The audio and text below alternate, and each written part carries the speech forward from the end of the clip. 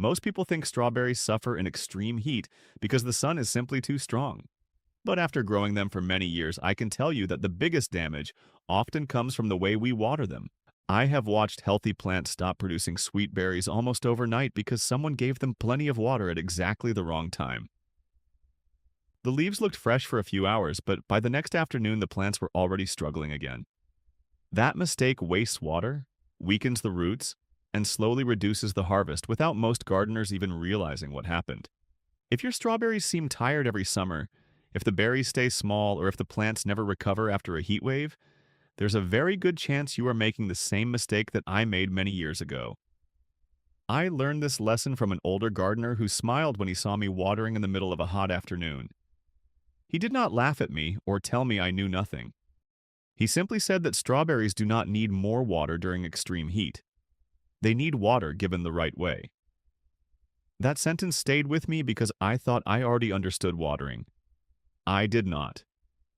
Since then, I have changed only a few simple habits, and every summer my plants stay greener, the berries stay firmer, and I use less water than before. Nothing I will show you costs much money, and most of it uses things you probably already have at home. These are not complicated gardening tricks. They are old methods that many people stopped using because modern gardening became full of expensive products and quick fixes. Today, I want to share the 5 strongest methods that have helped me protect strawberries through some of the hottest days of the year.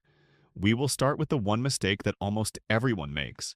Then I will show you the first simple change that made the biggest difference in my own garden. Once you understand why this works, every other method will make much more sense. And the last one is the one that surprised me the most. When I first changed the way I watered my strawberries, I expected to see bigger berries almost immediately, but that is not what happened. The first thing I noticed was that the plants simply looked calmer during the hottest part of the day. The leaves stayed open instead of folding under the heat, and by the end of the week I realized something important.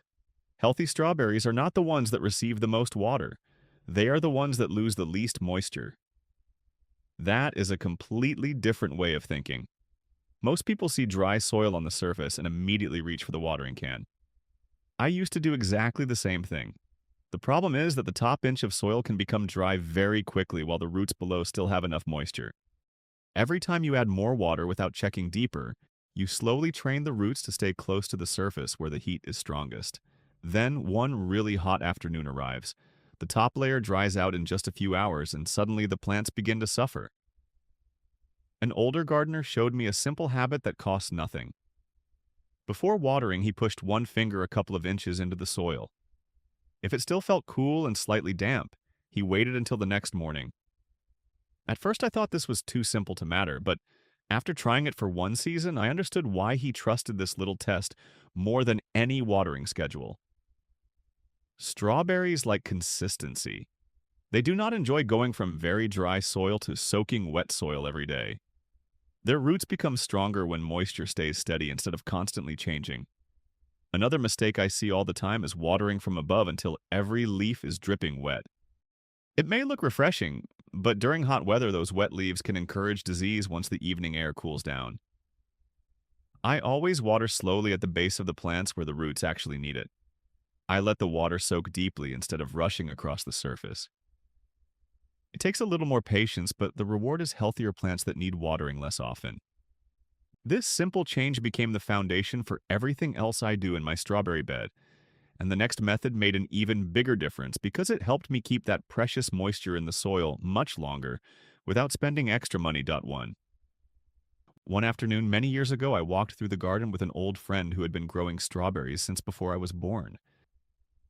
The sun was beating down, and I noticed that his strawberry bed looked much healthier than mine, even though I had watered my plants more often. I finally asked him what fertilizer he was using because I thought there had to be some special product behind those healthy green leaves. He smiled, picked up a handful of dry straw from the ground, and said that this was worth more than many expensive bottles sold in garden centers. At first I thought he was joking. How could a few pieces of straw make such a difference during extreme heat? Then he asked me to move the mulch aside and touch the soil underneath. Even after several hot hours, the ground was still cool and slightly damp. A few feet away where there was no mulch, the soil was hot enough that I could barely keep my fingers there for long. That day completely changed the way I looked at summer gardening. Since then, I never leave strawberry plants with bare soil around them once the weather begins to heat up. It does not matter whether I use clean straw, dry grass that has never gone to seed, shredded leaves, or fine wood chips that have already started to break down. The important thing is creating a soft, protective layer that shields the soil from the burning sun. Many people skip this because they think watering more often will solve the problem, but they end up using twice as much water while their plants continue to struggle. The mulch quietly does the work every single day without asking for attention. It slows evaporation, keeps the roots cooler, and even helps prevent ripe berries from sitting directly on hot soil where they can spoil more quickly. I usually spread a layer about 2 or 3 inches thick around the plants, leaving a little space around the crown so air can still move freely. That small detail matters because covering the crown too heavily can trap moisture where it should not stay. Most people never notice that mistake until the plants begin to weaken. Once I started mulching properly, I found myself watering less often while harvesting sweeter berries through the hottest weeks of summer. But there was still one problem that mulch alone could not solve, and the next forgotten method helped me protect the plants. Even during those long stretches when the temperature stayed high, day after day. There was one summer that tested everything I thought I knew about growing strawberries. We had several days of intense heat without a drop of rain, and even with mulch protecting the soil, I could see that the plants were beginning to feel the stress. The leaves were still green, but they started to droop during the hottest hours of the afternoon. That was when I remembered another old method that an experienced gardener had shown me many years earlier. He told me that in extreme heat, the timing of watering is almost as important as the amount of water itself. Most people water whenever they have free time. Some do it after lunch, others just before dinner, but strawberries do not care about our schedule. They respond to the temperature of the soil and the air. Since then, I have always watered very early in the morning, before the sun becomes strong. The soil has cooled during the night, the water has time to soak deep into the root zone, and the plants begin the day with a full supply of moisture. By the time the hottest hours arrive, the roots already have what they need. I almost never water in the middle of a hot afternoon because much of that water disappears before it can help the plant. The surface becomes wet for a short time, but the roots receive far less benefit than most people imagine. If I absolutely must water later in the day because of an unexpected heat wave, I wait until the evening when the sun is low and the soil has started to cool again. Even then, I water gently and directly around the roots instead of spraying the whole bed. Another simple habit has saved me a great deal of water over the years. I water slowly instead of pouring everything at once. I let the water soak in, pause for a minute, and then add a little more. This prevents the water from running away across the surface where it does no good. It also encourages the roots to grow deeper into the cooler soil instead of staying close to the hot surface. Many gardeners are surprised when I tell them that I actually water less often during some hot periods than they do. Yet my plants remain healthier. The reason is not luck. It is because each watering reaches the roots where it matters most. But there is another mistake that quietly steals moisture every single day. And once I learned how to prevent it, my strawberry plants handled extreme summer weather even better than before. One lesson took me much longer to learn because at first it seemed too simple to make any real difference.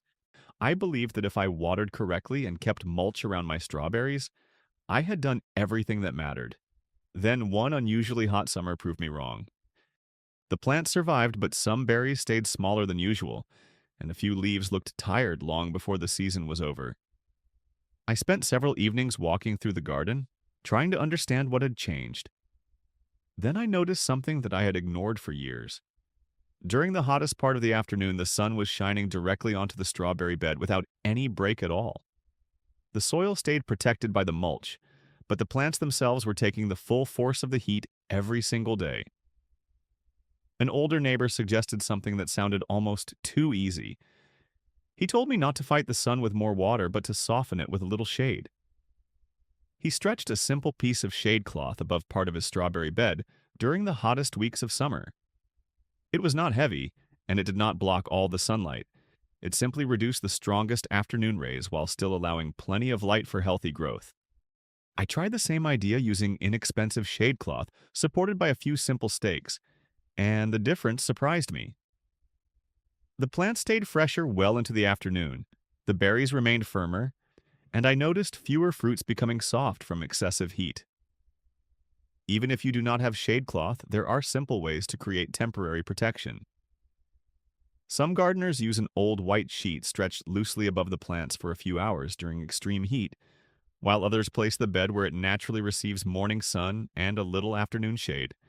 The important thing is not making the strawberries live in darkness because they still need sunlight to produce sweet fruit. The goal is only to reduce the harshest heat during the most difficult part of the day. Another detail that many people overlook is removing damaged leaves as the season continues. Old leaves that are badly burned or diseased no longer help the plant. They continue using energy that could be directed toward healthy growth and developing berries. I remove them carefully with clean scissors instead of pulling them by hand, keeping the center of the plant open so fresh air can move through. That simple habit keeps the plants healthier during long periods of hot weather. Still, there was one final method that brought all these small improvements together, and once I made it part of my routine, summer heat stopped feeling like the biggest enemy in my strawberry garden. After all these years in the garden, I have learned that the healthiest strawberry plants are usually the ones that follow a simple routine instead of receiving constant attention. I no longer rush outside every time I see a warm afternoon because I know that good preparation does far more than last-minute watering. My routine is almost the same every summer. Early in the morning, I walk through the strawberry bed with a cup of coffee, not looking for problems, but looking for small changes before they become problems. I touch the soil beneath the mulch instead of judging it by the dry surface. I look at the leaves to see if they still stand firm. I check whether the berries are developing evenly and whether any damaged fruit should be removed before it attracts insects. These small habits take only a few minutes, but they save hours of work later. One thing that surprised me over the years is how much healthier the plants become when they are not forced to compete with weeds. Many people think weeds are only stealing nutrients, but during a heat wave, they also steal precious moisture.